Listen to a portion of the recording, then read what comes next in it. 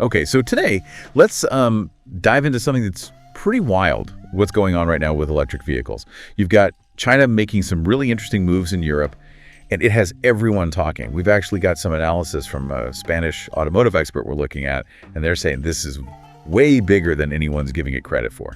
Yeah, it's interesting how quickly the narrative has flipped, from like, oh, can China even build a decent electric car to can anyone even compete with them? Yeah, and this expert is saying that China is completely laser focused on Europe right now. They want to be a major player in that market. And it's not just about selling a few cars.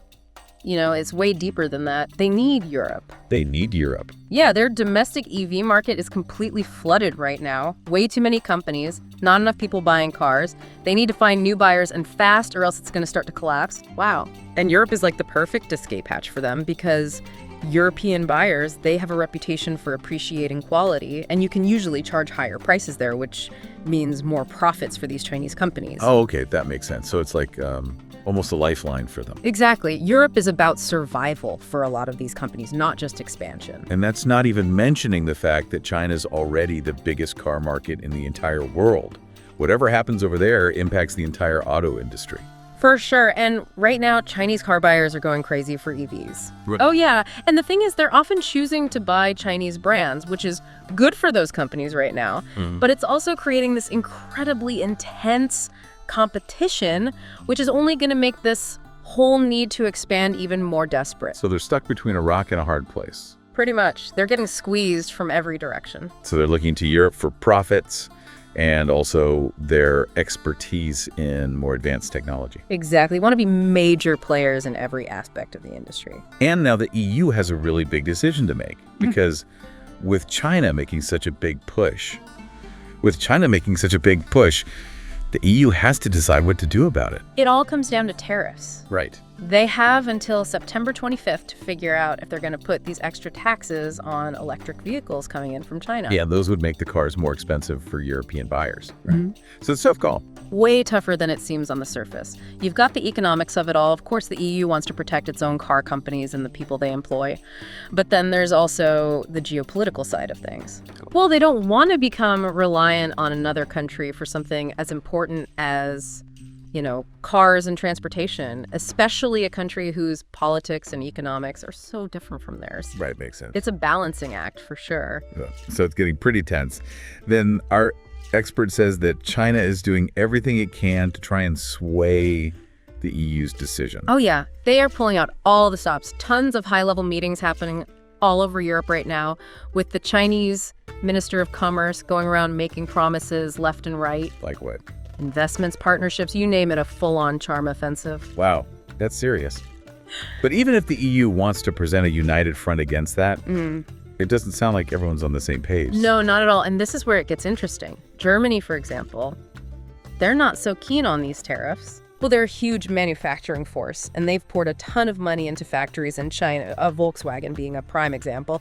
They're already getting hammered by competition from Chinese companies back home, so they don't want to rock the boat too much. Right. I can see how that would make them nervous. Yeah. But what about the other countries in the EU? Are they just going to let Germany call the shots? Not necessarily. France is actually one of the biggest voices pushing for the tariffs. They've got their own car companies to worry about, like Renault and Peugeot. They see these tariffs as a chance to even the playing field. And protect their own industries. Exactly. So you have this whole other level of tension with different countries in the EU at odds with each other. It's a mess, and it gets even more complicated because this expert is saying even if the EU does end up going through with those tariffs, Chinese companies already have a plan. No way. Oh, yeah. Okay. They're already setting up shop in countries that have free trade agreements with the EU. Like who? Like Turkey, for example. Okay, hold on, back up. What's a free trade agreement, and why does that matter in all of this? Sure. Basically, it means that goods can move between those countries without any extra tariffs or barriers.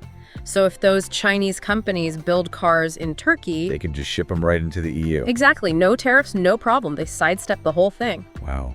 Talk about being prepared. But I have to ask, why should the average person even care about any of this? Well, besides maybe the price of your next car, you mean? Yeah. Because this whole situation, it's a perfect example of just how interconnected the world is right now. This isn't just about cars. It's about globalization and economic power. The future of a whole industry hinges on decisions being made in the next few weeks.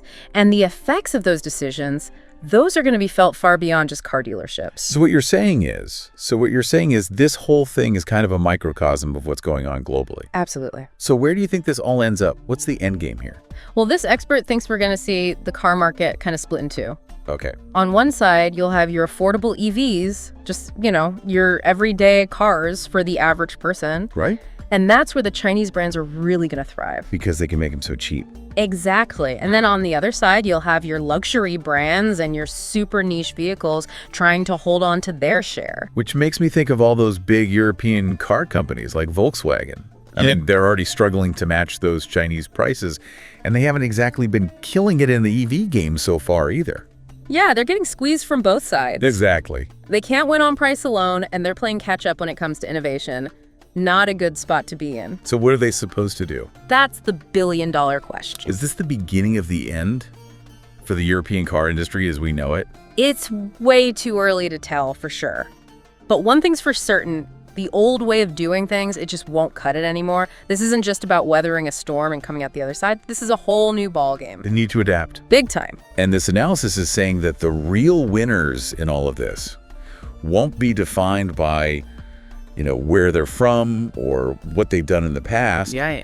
It's all about how quickly they can adapt to this completely new reality. It all comes down to agility, being able to roll with the punches and make changes on the fly.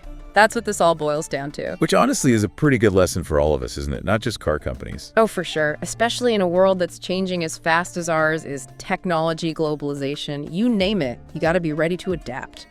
Well said. Well, that's all the time we have for today's deep dive. This was a good one. It really was. The electric car game is just heating up, and this whole China-Europe showdown is definitely something we're going to keep following closely. So thanks for joining us, everyone, and we'll catch you next time.